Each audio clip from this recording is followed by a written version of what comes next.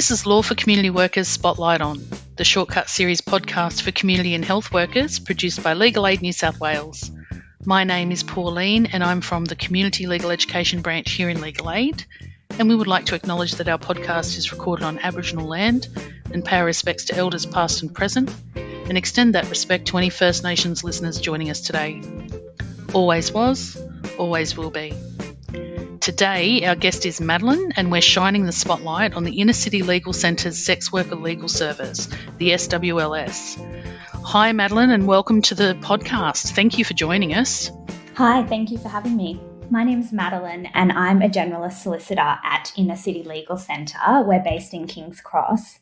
But of note for today's podcast is that I work in the Sex Worker Legal Service, and I think my favourite thing about my job is the diversity of both the work that I get to do, but also the clients that I get to work with. It's a really meaningful role to be in. Lovely, thank you. And so primarily, what service does the Sex Worker Legal Service provide, and what would be a typical matter for your team? Yeah, so the Sex Workers Legal Service is a statewide service for sex workers in New South Wales. And as you said at the beginning, it's run through the Inner City Legal Centre based in King's Cross. So we provide access to legal advice and representation in matters related or unrelated to sex work.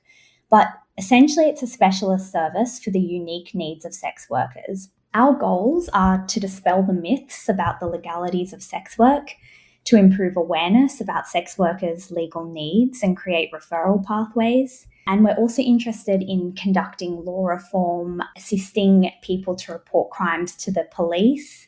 And we're also interested in improving sex workers' own awareness of their legal rights and responsibilities, and awareness as well for the organisations that work with sex workers. And part of that is about developing better referral options for sex workers too. So some examples of the typical matters we see in our service are assisting clients to demand payment or enforce a debt that's owed to them, assisting workers to recover wages and unpaid leave entitlements. Also, we assist workers who have been sexually assaulted to report it to police and to seek compensation through the Victim Support Scheme. And importantly, as I said before, we also advise clients in relation to non-sex work-related matters, such as criminal matters and discrimination matters. So then who would be, it's pretty self-evident in the name of the service, but talk to us about target clients and what are the eligibilities to access the service? Yeah, so as you've said, it's fairly evident from the name of the service, but basically our target clients include any person who identifies as a sex worker, and importantly, that's regardless of gender. So the legal issue may or may not be related to sex work. And we also really want to help sex workers that have other vulnerabilities, which might make accessing legal help a challenge. And I'll speak to this a little bit later too. To use our service, you can call us via phone on 02 9332 1966 or walk in at our ICLC King's Cross address. And we also accept referrals from other organisations. I think importantly, in relation to eligibility, the service is a statewide service. So any sex worker who would ordinarily fall outside of our catchment area is still eligible to access this service.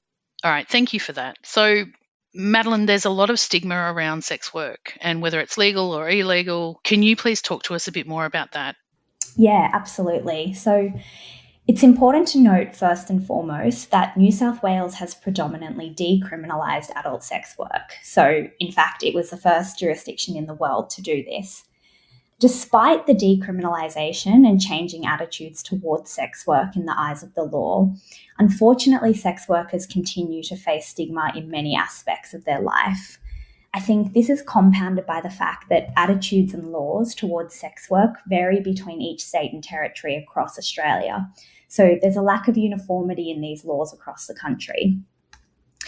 Unfortunately, we know that this stigma impacts sex workers when they try to access goods and services, housing and accommodation, employment opportunities, and even in their dealings with the justice system. So as one example, we have assisted a number of clients who have been refused access to certain financial platforms just because of their work. In particular, it is also clear that sex workers who experience other vulnerabilities are at a greater risk. So, for example, those that are trans and gender diverse, Aboriginal or Torres Strait Islander people, and people from culturally and linguistically diverse backgrounds. Stigma can also occur for many workers in their private life. So, we see in our service that many sex workers are afraid to be outed publicly or privately, as they unfortunately understand the very real impacts that this can have on their lives. What we know is that stigma reduces support options for sex workers and is a barrier to accessing help. That's why it's really important to us that our service is a safe, accessible, and stigma-free service. So we're seeking to reduce barriers for sex workers interacting with the legal system, and we also seek to provide legal advice and referral options that are tailored to the unique needs of our clients. Excellent. So, is sex work given the same protections under employment law as all other jobs? So, look, for a long time, sex workers were not given the same protections under employment law as other workers in New South Wales. But fortunately, this has been changing over time. And the answer is that nowadays there is better protection for sex workers, and basically they are afforded the same rights as any other worker. So, for example, owners and employers have a responsibility to ensure the safety and health of staff, clients, and visitors to sex service premises. Employees providing sex services are also entitled to the correct pay, leave, and superannuation. However, unfortunately, the reality is that enforcing these standards can still be challenging, particularly where relevant enforcement agencies continue to have minimum engagement with businesses in the sex work industry. Another big challenge that we see facing sex workers in New South Wales is that often their working arrangements can result in the worker appearing to be a contractor rather than an employee. So part of our work at the Sex Worker Legal Service is to advocate for and represent sex workers in employment matters.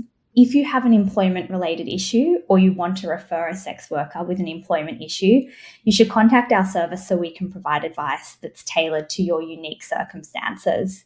Obviously, employment law can be a little challenging, so it's good to get proper legal advice on your issue.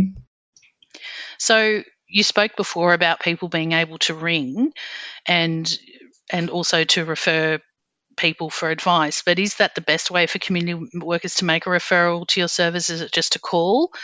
Do you have a referral form on your website or anything like that? So look, the best way for a community worker to refer to our service is through our reception via phone or email. So as I said earlier, our phone number is 02 9332 1966, and our email is iclc@iclc.org.au. And we do make sure that referrals in relation to our sex workers legal service are given priority. In order to make a referral, we just require the community worker to have the prospective client's consent to contact us and to have the relevant contact details so that we can get in touch with the prospective client and make an appointment as soon as possible. I wanted to note here that we've found that often sex workers are hesitant to provide their legal or non-working name to community workers sometimes. So I just wanted to flag that the ICLC is still able to get in touch with the worker without a legal name provided during that initial referral. Okay, that's great.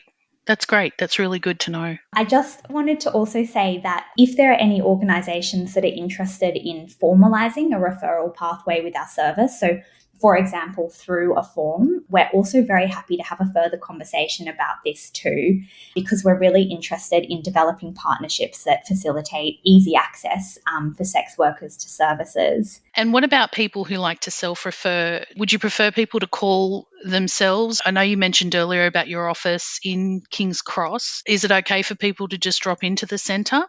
Absolutely. So we're very happy for prospective clients to self-refer either by coming to our centre during opening hours, or also they can follow the same process of getting in touch with reception by phone or email. And look, when you're speaking with our team, prospective clients can be comforted by the fact that their information is going to remain confidential. We really understand the importance of that for sex workers. Wonderful. And with the office itself, is it easy for people to get to and close to transport and parking and all that sort of thing? Yes, look, we're in a city, so parking can sometimes be more of a challenge, but there's really good public transport links nearby. And in particular, we're pretty much right across the road from King's Cross station. Excellent. That's wonderful. And what about training sessions, Madeline? Do you present any ongoing training or do you have workshops for people?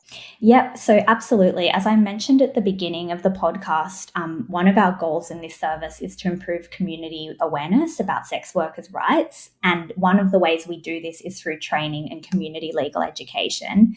So what I would say is if you or your organisation has any specific training that would be of benefit, please feel free to get in touch with our service. We're really happy to develop and tailor presentations to suit the unique needs of different organisations. And you can also keep an eye on our social media pages, and you can be kept aware of any upcoming training via that as well. And of course, we will have all the links to these things in the show notes for people so that they can access the website as well as the email address.